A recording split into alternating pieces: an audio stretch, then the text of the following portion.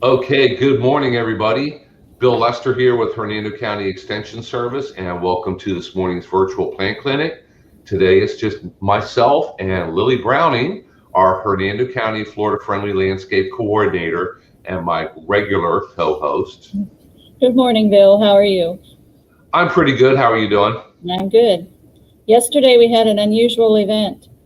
We saw each other IRL in Yes, real life. Yes, in person. yes. It's unusual. You have legs. Yeah, and I was thinking that was about one of the first in-person meetings I've had to go to in over a year. Hmm. So it was a Yeah, little. I've had a couple. Yeah, we're slowly branching out, inching forward. So. And I was asked yesterday by a gentleman who's one of our office regulars who lives in Hernando Beach, and he came in with a weed that he has in his lawn, asking how what he could do to get rid of it. And he asked if we're going to go back to in-person classes at the office because he always enjoyed coming by for those and the whole social interaction thing. I said, yeah, we're probably going to do a couple workshops a year, not as many in-person classes as we used to do, because we've just been so successful with doing the virtual online things. It's very, very convenient for a lot of people. Right. I'm going to start having, well, I already have started having outdoor rain barrel workshops up at Chinsegat Conservation Center once a month, which has been, they're small, but it's a pretty good success. And we're outdoors in the pole barn, so it feels pretty safe. So we're inching forward that way, but I'm looking forward to more in person, but no, we're certainly not giving up virtual because the convenience for people and the amount of people we can reach, and that I think we've learned a lot of things in this past year. Mm-hmm. And both you and I have been busy, and it is easier to do this virtually because you don't have to worry about scheduling a room and all the other logistics. So, and also both of them have their merits, and we're going to try to keep both of them going as much as possible. And doing things this way is so easily recorded. For Yes. example, what we're doing right now is going to be recorded, and it's going to be a video on YouTube. It's on Facebook Live at the moment, so it's saved on Facebook. People can watch it later on, or if they're busy at work right now, this evening, they can click on it and watch it. All of our Zoom classes, we record. We put those on Hernando County Government's YouTube channel, our YouTube channel, Facebook, Lily's Facebook. We can put it everywhere, and people can watch it afterwards. And if they're not free, at 10 a.m. on a Thursday morning, they don't have to miss out on the information. And just like anybody else with a job, we do have to justify our existence, and we have to, provide reports as to what we're doing. So both of us can say the numbers of contacts have just even more than quadrupled from when we were only doing in person to where we were only doing virtual. So now we'll move forward to doing both. So I think it's great, and we can reach Austin in Wisconsin. We can reach our friends in Broward County, as well as if you're in a work situation where you can put on your headphones and listen and still work, or however, or catch us, like you said, by recording. Catch us when it's convenient to do so. Exactly. And these recordings are all saved as a podcast also. We're podcast stars too. Yes, we are. I always wanted my own podcast. There you go. Well, you've got a broadcaster voice, so you're made for it. I try. I'm going to have to break out the good microphone and get it hooked up and start using it, see if it makes a difference. Well, I have a plant question for you. Yes. Well, here's the story, and it's associated with COVID.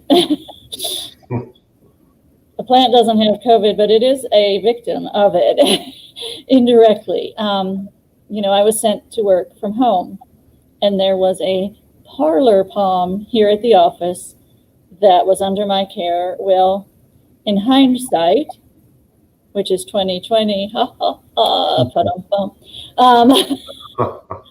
I should have taken it home with me, but it wasn't clear who should take care of it, so basically neglected.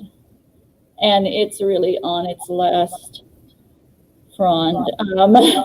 So I did put it in intensive care. It hadn't been being watered, was its major problem. And it was that'll do it.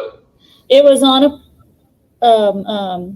like a balcony, so it was, except in the winter, it was drug in the winter, but I was on a balcony, and so it was, kind of outside, but it was during those hot April and May when there was no humidity, which the parlor palms do like the humidity. So I played a little with its soil. I mean, I'm talking so dry, like clumps, like a dry riverbed. Yeah. And I added more soil to the pot, and then even got some nice parlor palm soil. And somebody had some old coffee, so I even threw some of that in there just for the heck of it, which has caused me to make sure I keep it outside in the shade, because that was creating messes. So my question is, what happens is fronds start to grow, they get to a certain point, and they turn yellow and fall.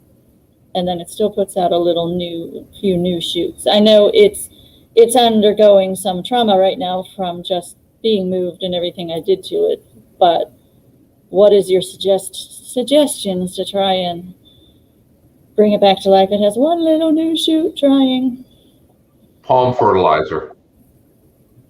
Okay. If you want, I have some. I'll give you a handful in the baggie, because obviously a parlor palm is not going to need a whole lot of fertilizer. But just very, very light fertilizer every month or so. That's what I recommend for people outdoors. Very, very lightly, but pretty frequently. I was wondering, because it was so stressed, whether fertilizer was a good idea or not. Well, once you've got it rewatered and in a good position, a good, not full sun, indirect sun, bright light kind of situation, and you're watering it again, it'll start to recover. And when it starts trying to grow, that's when it's going to need the fertilizer and the nutrients to create the green, healthy leaves with no nutrient deficiencies. I did tell my boss I may bring it back looking absolutely fantastic. It'll be an incredible miracle. And she answered me, "It's not a goldfish. I can't go buy a new one." Well, you definitely need some before pictures, and then get some after pictures. And yeah, poor thing. And what is embarrassing is Water Conservation bought several for our grand opening here in this building 6 years ago. And there's at least 2 others under other people's care. And they look great. And we're the plant people. Yeah. And the palm is dying. So this can happen to everybody. Well, I know when we cleared out of the office for COVID, I think Ashley scooped up most of the plants and took them home. Okay. And so they're being cared for. I have no idea what they look like, but Teresa and her took care of the plants.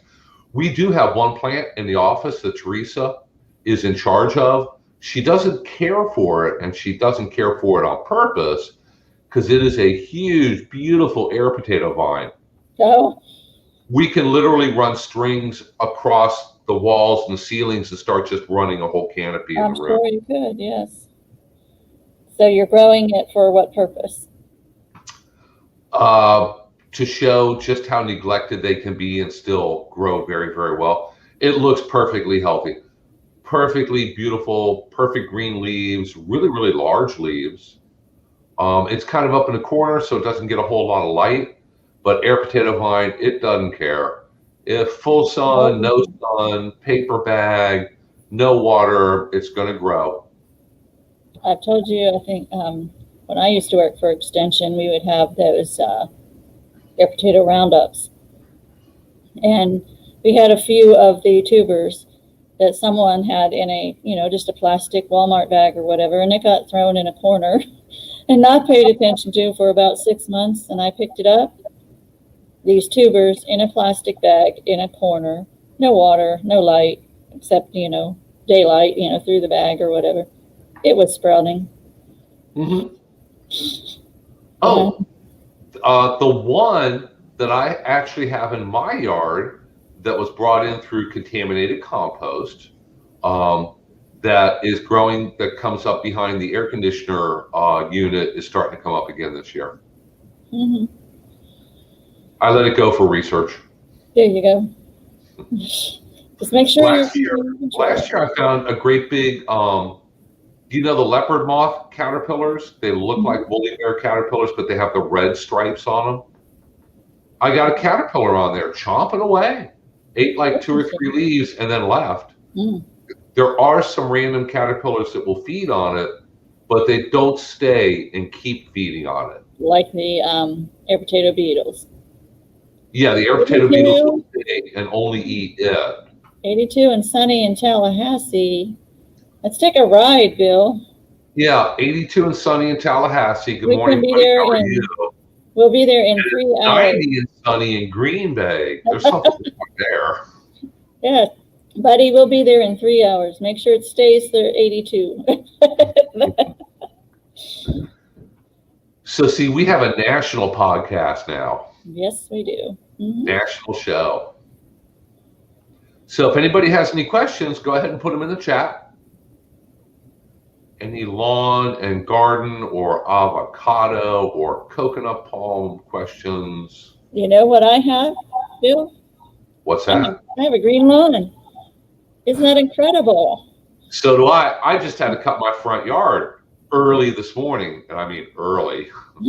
Ours is in need of it, especially over the septic tank.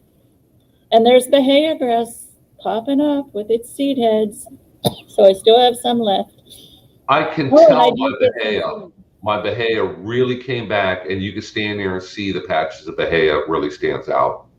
Yep, but mine is nice and green now, and my green freedom lawn, diverse lawn area, but whatever it is, it's green in there. And everyone was so worried that their lawns were going to die because we weren't getting any rain, and they had to cheat on the watering restrictions. And we've done nothing, and our lawns came back just with a little bit of rain. Now, maybe all of a sudden, we're having to recommend to people to check those irrigation systems and shut them off. Right. If you start getting regular rain, you don't need to run your irrigation on top of it. That's what people forget. And I had a discussion with a lady yesterday, and had to mention to her, because she says the irrigation company set her system at a certain amount and certain amount of time per zone, and told her never to touch it. And it's going off the once a week that it's supposed to. But the reason I was speaking to her, from the water department, is because she's unhappy with her bill.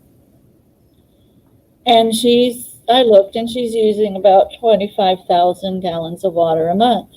Well, this is one, up in age widow all by herself. She's not using, if she turned her irrigation system off, I would guess she'd be using way less than under 5,000 just to wash her own dishes, take a shower, cook for herself. So the entirety, nearly, of all that water use is from an irrigation system. So, tried to talk to her about, when the rains start, you can turn that off because you need a certain amount for your St. Augustine, your Floritan lawn. But if nature provides that, you don't have to add to it. And people don't seem to get that through their heads. Yeah, I have to tell people, you're trying to grow St. Augustine or Bahia turf. You're not growing rice. It doesn't need 10 inches of water a week. So if we're getting a couple inches of water, because these sudden rains will dump 1, 2, or more inches very, very quickly. So you don't need to add to that with your irrigation. If we're getting regular rain, it's time to seriously think about shutting the irrigation off. Right, absolutely. Or at least get a rain gauge that functions. Bill Exactly. and I we've been out to places and we've seen rain gauges sideways, upside down, not connected, never connected. So. Good morning, Cindy. How are you? And Austin, way up there in Green Bay, says his tomatoes are loving the heat. My tomatoes are just about to finish up. Right now, I'm getting the big final flush of tomatoes. The banana peppers are doing great. I'm getting a ton of those.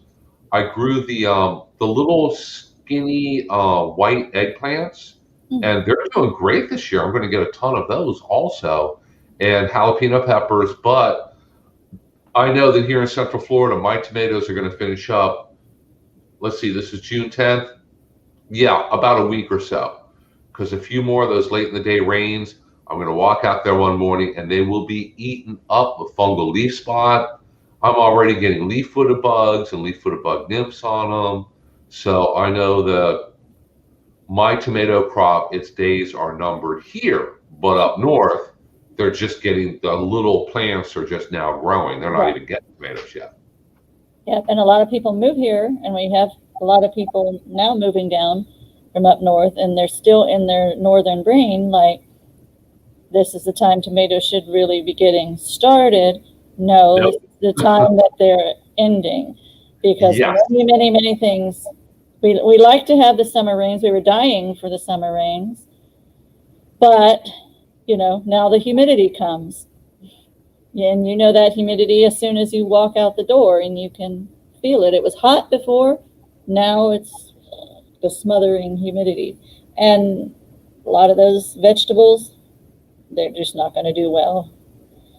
What are the vegetables you can grow in the summer, Dr. Lester? The main ones are going to be okra, because okra is tropical. It doesn't mind the heat. It does best in the heat of summer. You could plant okra right now. Sweet potatoes, you can plant sweet potatoes right now. They're tropical also. They don't mind the heat. You can plant Seminole pumpkins because they're tropical, somewhat tropical. They're going to do well in the summer heat. And there's a number of other things that are kind of specialty items in South and Central American cuisine. Let me think of a few different root crops, boniato. What's the one squash I know that we talked about it? Chayote squash. What about the calabasa? Calabasa, yeah. But even calabasa, it's a pumpkin. It's also called Cuban pumpkin because it's very, very important and popular in Cuban and Spanish cuisine. Even it is normally planted a little bit earlier, more in the spring when you're planting all the other winter squashes. Because most of them are spring and fall. There's very few things that are heat, high summer, heat-loving things. Different crops that may grow in South and Central America are going to be able to tolerate the heat in our summer. Black-eyed peas. Black-eyed peas is another one. They don't mind the heat. Right. Boy, if you grow black-eyed peas, you will see more aphids than you have ever seen in your life. It's like, it just puts out the dinner bell for every aphid in the county to come to your backyard. So what should you do about that? Spray with insecticidal soap, or keep your eyes open. If you have a lot of ladybugs on there feeding, you can wait, and hopefully the ladybugs are going to get them under control.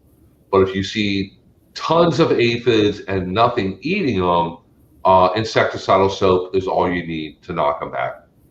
I saw an interesting post from Frank in Pasco County where he was showing how very similar a mealybug and a ladybug larvae look. And one of the other names for this type of ladybug larvae is mealybug destroyer. Yep. So you may freak out if you see something you think is an enemy and be killing, one of your allies who's going to help you tremendously. So if you Yeah, it's a native ladybug. Yeah.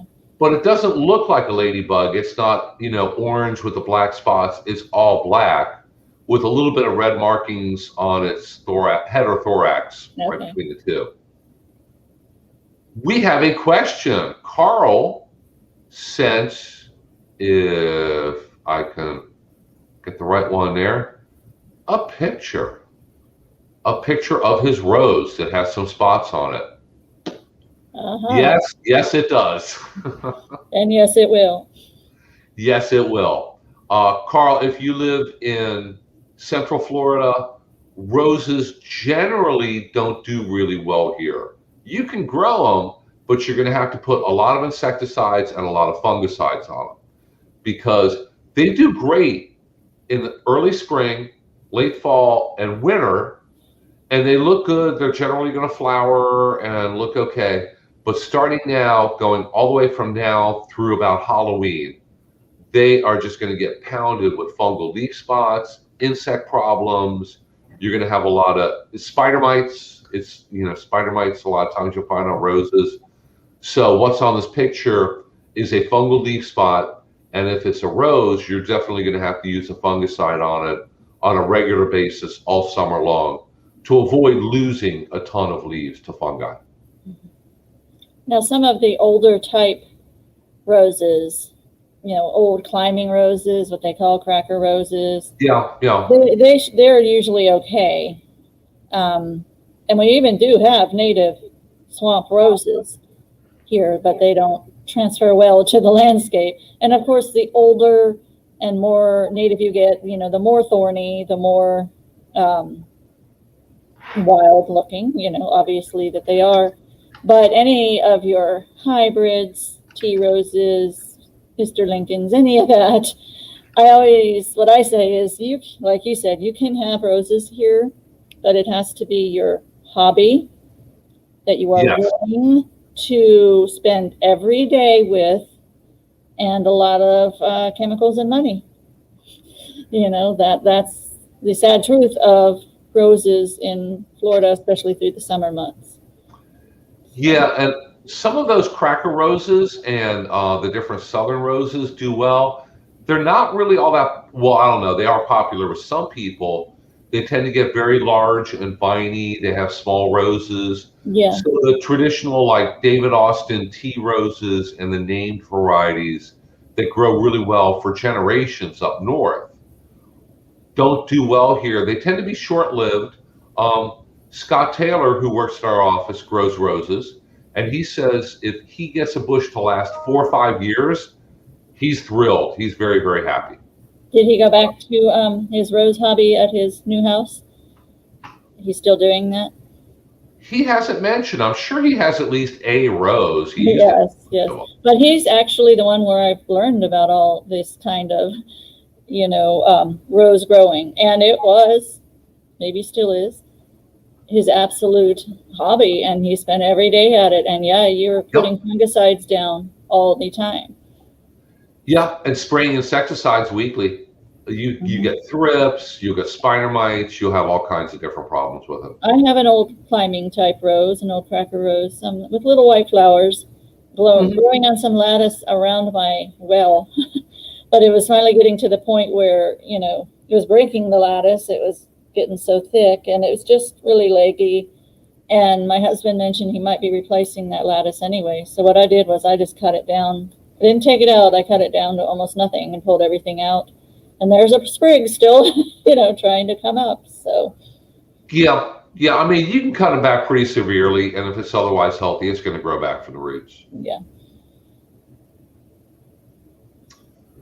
So if anybody else has any questions, you can go ahead and put them in the chat. You can shoot me an email. Let me check here. We got Carl's picture. Don't see anything else at the moment. You know what? Aside from all that lovely green grass in my lawn that's growing, in my plant beds, all the weeds just popped right on up. And it's funny because I don't mind some of the weeds in my lawn. I'm the opposite of a lot of people. I get mad at the weeds, especially that wild Bermuda grass in my plant bed. I have patches in my lawn, which is fine. I have mixed? Diverse lawn area. I have a very diverse lawn area, front and back. So I do have Bermuda out there. I have big patches of the turkey tangle fog fruit, or whatever common name you want to call it by. I have torpedo grass in some of the landscape beds up in the rocks. That's a little tough to deal with. Got to get out there and pull it up.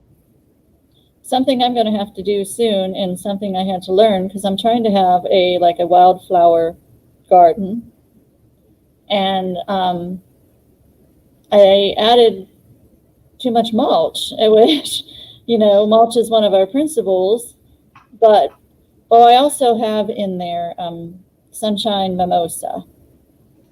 What is it? Mimosa strigolosa. Yeah. Which is like a ground cover that it's not like the invasive mimosa tree. It is a native that has little pink pom-poms and a ground cover, and like a touch-me-not kind of, leaves that actually do close up certain times of the day. But I was, really nursing them along, and I realized, and with our native plant experts' help, who got the plants for me, realized that grows along the ground. So especially the big pine mulch that I had was actually inhibiting its growth. And then I have read since then that a lot of wildflowers, whether native or not, they do prefer more sandy, open soil. So even though we want the bed to look nice, we think mulch kind of dresses it up. And mulch does have a lot of good attributes, but in a wildflower situation, I'm either going to have to change to my really fine composted mulch and get that big chunky mulch out of there, or even just do without it and try and separate the weeds from the wildflowers. So yeah, that could be difficult because some plants like Dune sunflower and Gaillardia and salvias, each one of those little flowers makes tons of seeds, and they drop seeds all over. Mm-hmm. And if you want free plants, just grow a few of them and wait, and you'll have little baby ones popping up all over the place. But if everything is mulched pretty heavily, that stops the seeds from, getting to the soil and germinating and coming up. So it's kind of... So now I'm actually going to have to spend the weekend kind of gently raking the mulch out of that bed to let the wildflowers and that sunshine mimosa do their thing more naturally. But it's right by the pool, so I'll jump in the pool when I'm hot. There you go. Oh yeah, I'm to that time of year also. Yes. Let me put a little word of warning out there, because we've gotten a number of questions this past week, a lot of walk-ins with this situation. And this applies to Central Florida. So if you're somewhere else in the country, it probably applies, but probably just a different time of year. But here in Central Florida, we've had a lot of people coming in, bringing in little samples of weeds. And they say that this weed or that weed or whatever is in my lawn. What do I put down to control it? Mm-hmm. And when I see something like that, I don't need to know the name or the species of the weed. I just need to know, is it a grassy weed or a broadleaf weed? Broadleaf weeds are very easy to kill in your lawn, because a broadleaf plant and your grass, your St. Augustine grass, are very different plants biochemically. If you have a grassy weed growing in your grassy lawn, it's really hard to find a product that's going to kill grass A, crabgrass, or tropical signal grass, or something else that you don't want, that's growing in the desirable grass. So you're going to have very, very limited options, but it is starting to warm up out there. and pretty much all homeowner available herbicides or weed killers that you put down to your lawn have temperature restrictions on them. If you read the fine print on that label, and hopefully everybody reads the label before they start putting stuff down, it says don't use this product when the average temperature is above 85, 87, 90, whatever it may be for that product. And we're getting close to that.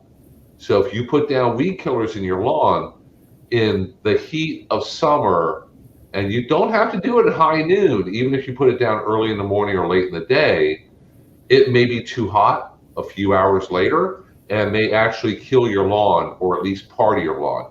Every summer, and Lily, I'm sure you've heard from people too, they'll come in like, oh my gosh, I sprayed for weeds in my yard in the middle of, and it's like right after 4th of July, and my whole lawn died. What happened? You shouldn't have done it. It was too hot. Because when it gets too hot, those chemicals kill the weeds and your grass also. So you want to be very, very careful with that. Your time for weed control is just about over for the summer. Yeah, Unless just when you're getting past your lawn being too dry, now that it won't be too dry, then you'll have the weed issues.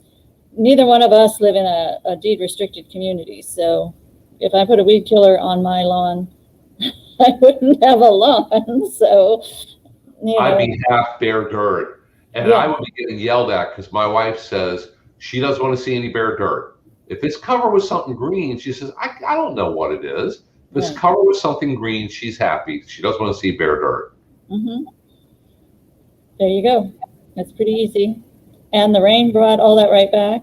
And I did throw out some like black cow type of compost over the weekend. I didn't. I didn't. That's the best thing you could do for your lawn. Yes, I didn't. I better make that. But we, the royal we, put out this black cow like a compost, and that doesn't fall under the fertilizer ordinance at all. Mm-hmm. And, you know, that's really helping the weeds that are there now. And I am getting, I already got some Bahia seed. You said I might not be able to find it. Amazon has everything, but but I only got 10 pounds and it was $70. So yeah, it's very expensive. It's up there.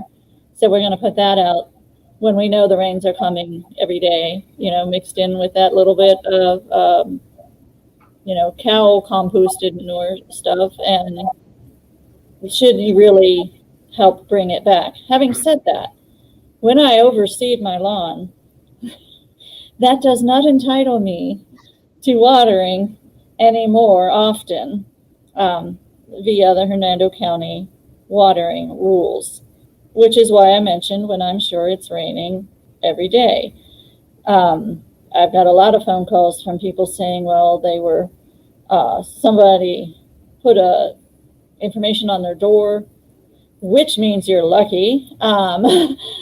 Or maybe they were cited, which means you're not lucky, and they're trying to grow in this grass seed. The way our rules work and the way the Water Management District rules work is that unless you are down to absolutely nothing in your whole yard, just bare dirt, and then put the seed in, which is probably not something Dr. Lester would recommend to begin with.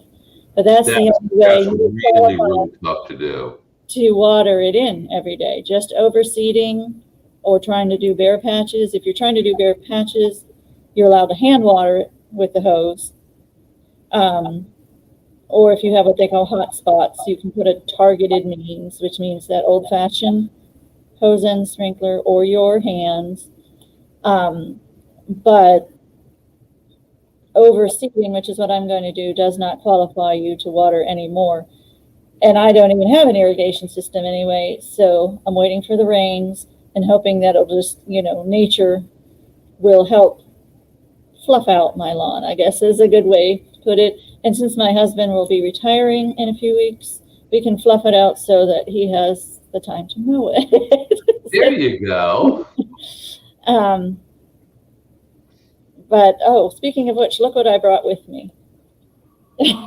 today. There you go. Watering days. And this is for Hernando County. Yes, let me But get this correct. if you live in Florida, most counties fall under some kind of watering restrictions. They do. So you can't just water all day, every day, any day that you want to do. Certain days you have to do it within certain hours. So check in your county. But if you live in Hernando County, let's see, my address ends in a 5, so my day is Wednesday, and I can water after 6 or before 8 in the morning. Not both. I got to pick one or the other once a week, and then I won't get in trouble. Yes, exactly. And what's been happening, why people are calling me, is we have empowered, if that's the right word, some of our people who are out and about to go and have conversations with people and to give them, some kind of door hanger.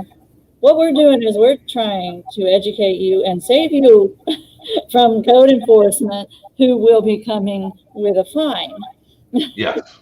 So, don't get upset if your meter man or someone wants to have a conversation with you to educate you, because, code enforcement, they catch you watering at the wrong time, you get a fine. The first one isn't that high, but I think it goes from $100 to $500, boom, boom, like that, And eventually, if you keep being a violator, you may end up in front of a special magistrate. Those are, how the rules go. So when people ask me, well, my HOA is on my back, and they have their fines too, it is a very difficult situation. And I wish I had a better answer. I've been improving a lot of people's spiritual lives with these conversations that we've been having, because I've been telling them, speak to whichever entity you choose about rain. So hopefully in the future, in different organizations and things that Bill and I work with, eventually some of these HOAs are going to realize how unreasonable they're being and how we might need to change direction. Yeah.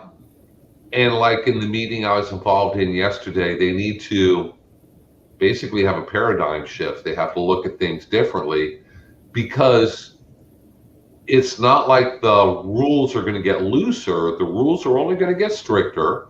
More people are going to move to Florida. There's only going to be more demand for water. So you need to start planning and moving towards a landscape that needs less water as opposed to one that needs more water. Because if you plan on one that needs more water, you're only going to have problems as we move forward. And we haven't gone through a proper drought in how many years? How long has it been? Well, since 2004. Yeah. Yeah. So we're due. It happens every couple of years, and it's been happening for millions of years, and it's going to happen for millions more probably. So. And Joelle has a question. Yes, she does, about watering restrictions. They're just for lawns. What about gardens, Lily? You may water your vegetable garden. This is just for an automatic irrigation system on your lawn. You may water your vegetable gardens are exempt from it. Also, if you have landscape plants, first of all, Bill, I will tell you, if they're more than 2 years old, they don't need to be on any irrigation system. They can survive on natural rainfall. But if you install a micro irrigation system, they do not fall under the watering ordinance, nor do soaker hoses. But I must warn you, neither one of those things save water. They save water compared to a traditional irrigation system, but they're designed to use water. So if you put them on and forget them, you may not be happy with the bill you get, and you may be actually harming your plants and using more water than you need to. So of course that goes back to efficient irrigation and irrigating responsibly. Exactly. And Cindy and Dawn say perhaps the HOA should be held accountable and face fines. The watering restrictions apply to businesses and HOA common areas too, don't they? Yeah. Mm-hmm. Okay. I know in the past I've seen Well, you know where I live, and not far from here is an apartment complex, and their sprinklers were going full blast like 10 o'clock in the morning one day, and they've been running for a while because there was a lot of puddles on the ground, and half the sprinklers were broken, and they just had little mini volcanoes. I'm thinking like, I may or may do not. something. I may or may not at one time have been going through a drive-through of a fast food place, picking up my food from the person in the window while on the phone reporting them for watering in the middle of the day. Because that goes back to a corporation, and it's sometimes difficult to trace. And I know the frustration. Believe me, I have a neighbor who thinks that 24/7 is the time to be watering. And I know the frustration because our code enforcement is only, can only do so much with 180,000 people in this county. But they're out there, believe me, I hear from the people who have been caught, by them. So they're doing the best that they can do. And we're preaching to the choir, the people who watch this. I'm sure these are all water conserving type people, but we understand your frustration. But it's the rainy season, hasn't quite gotten into the pattern yet, because I told you it would be Father's Day before it's in the pattern of every afternoon, but it's coming. And each of those rains put down a couple inches of water, like you said. Yeah, yeah. And after that starts, there's no need for running your irrigation multiple times a week or at the wrong times a day. You need to seriously think about switching it off or checking that rain shutoff device to make sure that it's working correctly. And if it does rain that day, your irrigation won't go on that night because you don't need it. It's a waste of water, waste of money, waste of a lot of things. And I know in deed restricted communities, they don't recognize this, but there is nothing wrong with a landscape that mirrors the seasons and mirrors, hey, it's the dry season. Hey, now it's the wet season. That's just part of nature. Oh, sure. Almost all of my neighborhood was brown, well, except for a few neighbors who ran their sprinklers a lot. But they're brand new to the state. They probably just don't know. And the rain started, and now the whole neighborhood's greened up, and everybody's going to be out there cutting the grass. So yeah, even the right of ways are green that were very, very brown. Yeah. That's what the hay and grass will do. Give it some rain, and it'll pop right back up. Okay. Anybody has any last minute questions? If you want to go ahead and throw them in the comment box there. Let me go ahead and share Lily's email also. If anybody has any further questions for her about maybe what day you're allowed to irrigate on and the times, or if you have questions about how come my water bill has gone through the roof, it probably has to do with the irrigation. Right. That's the biggest contributor to your water bill. And we did have one question also from a gentleman wanting to know why, if he promised to put down half an inch each time, why can't he go 2 days instead of our 1 day a week ordinance? And really the answer is 180,000 people. That's the answer. And the ordinance has to be enforceable. It has to be something you can measure or see. So if he were the only person in the county, sure, we would trust him to do that. But unfortunately, he's not. And we have a lot of people to juggle, and they're all taking from the same place. They're all taking from the aquifer. And the 1 day a week, this system also ensures that there's not too much pressure on the aquifer, being drawn out at any one time. That's another, consideration. Mm-hmm. So it's just, an ordinance has to be enforceable. And when you're dealing with a large amount of people, you have to do what is the best way to handle that. So that's the easiest answer for that. Yeah, and we're not going back to twice a week irrigation. It'll never happen. Not with all the 1,000 people a day, maybe more since COVID, moving into Florida.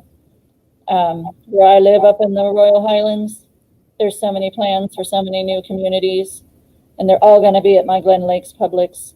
And but that's Florida. That's the price of living here. Everyone wants to do it. But Yeah, and those are new residents, putting more demand on our limited water supplies and putting in lawns and putting in irrigation. So I can tell you the rules are only going to get stricter. They're not going to get looser. We're not going back to the good old days like 20 years ago. mm-hmm. Okay, guys, I think we're going to go ahead and wrap it up for today, if that's okay with you, Lily. Yes, I know you have plans. Yes, I do. We have plans. We're going camping for this weekend, so need to start my day off. That's fabulous. I'm going to be doing in a little bit, I'm going to be starting a series that will show every so often. It's going to be pre-recorded on Florida-friendly landscaping community connections and interviewing different people within our community who, we all kind of work together and how it all flows together and relates back to Florida-friendly landscaping. So when I'm done here, I'll be doing an interview with Hernando County Mosquito Control. So maybe you'll interview me one day. Maybe, but it seems like they interview each other every day. So. Yeah, I'll be at the end of the list. Yeah.